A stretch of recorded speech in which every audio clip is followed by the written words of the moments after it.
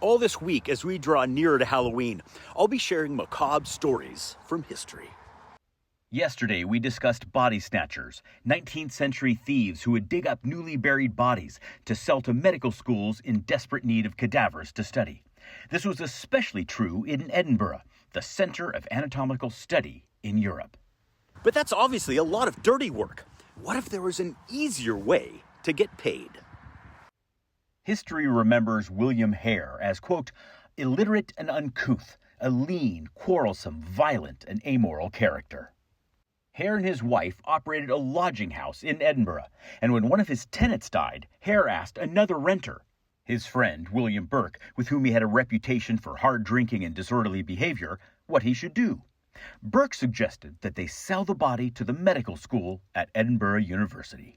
After a coffin was dropped off at the house, the two men hid the body under a bed, and then they filled the coffin with tree bark before it was retrieved and removed for burial. They took the corpse to Edinburgh University, where they met Professor Robert Knox, who paid them a generous sum.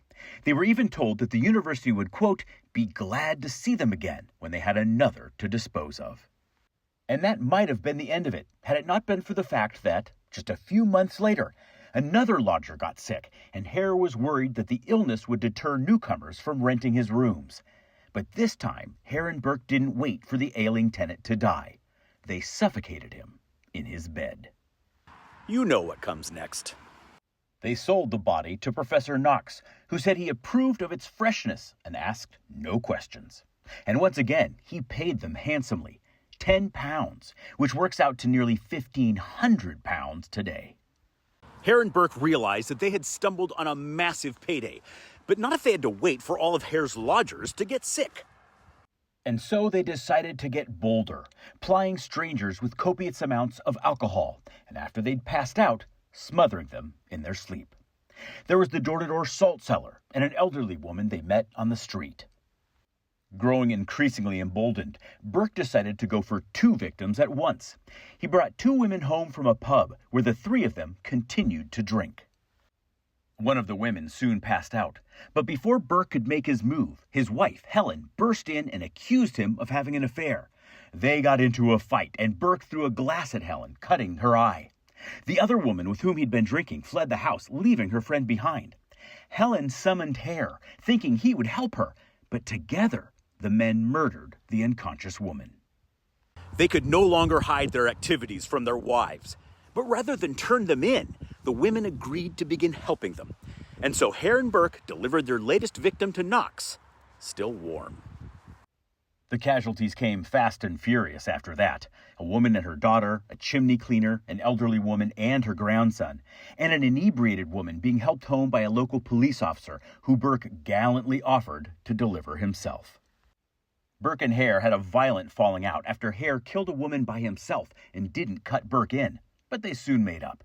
They killed a washerwoman, one of Helen's visiting relatives, and a disabled young man who was known throughout town for his panhandling. Several of Knox's anatomy students recognized him, but the professor insisted they were mistaken. And when word began circulating that the young man was missing, Knox had the body dissected immediately to remove any physical evidence. Their final victim was a middle-aged Irish woman whose body happened to be discovered by other lodgers before Hare and Burke could deliver her to Knox. Racing to alert the police, they were intercepted by Burke's wife, Helen, who tried to bribe them with money. They refused, but when the police arrived, they found no body. She was discovered the next day on one of Knox's dissecting room tables. Burke, Hare, and their wives were immediately arrested. In all, they had murdered 16 people, but the police couldn't prove it. At best, they could realistically tie them to only 3 victims, and even then, the evidence seemed flimsy. They decided that getting one of the men would be better than both going free.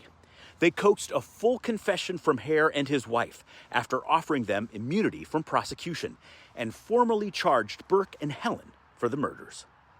After a sensationalist trial, Burke alone was found guilty and sentenced to death. The judge even went so far as to say that Burke's body should, quote, be publicly dissected. And I trust that if it is ever customary to preserve skeletons, yours will be preserved, in order that posterity may keep in remembrance your atrocious crimes. Burke was hanged on January 28, 1829, in front of a crowd of 25,000 onlookers. His corpse was publicly dissected, after which the doctor dipped his quill into Burke's blood and scratched, quote, "This is written with the blood of William Burke, who was hanged at Edinburgh. This blood was taken from his head." Burke's skeleton was given to the Anatomical Museum of the Edinburgh Medical School, where it remains to this day. His death mask and a book bound with his skin is on display at the Surgeons' Hall Museum. Hare was eventually released and for his own safety was smuggled out of Edinburgh in disguise. But still, he was recognized, and by the time he arrived in Dumfries, a large crowd had gathered at the hostel where he was staying. They surrounded the building, shattering windows and breaking down doors, while the police snuck Hare out of a back window. More than 100 officers were required to quell the riot. Hare was escorted across the English border by militia guard and was promptly lost to history. The men's wives also went their separate ways. They too were confronted by angry mobs and had to flee Edinburgh, barely escaping with their lives. The police questioned Knox, and while they found him, quote, deficient in principle and heart, end quote, they were convinced by his story that, as far as he knew, Burke and Hare had been frequenting poor lodging houses throughout Edinburgh and retrieving bodies that had no kin. He was never charged. However, public sentiment turned against him. Edinburgh newspapers lampooned him, bemoaning the fact that the doctor was not also charged with murder. He was seen as, quote, a sinister ringmaster who got Burke and Hare dancing to his tune, end quote, and crowds burned him in effigy outside his house.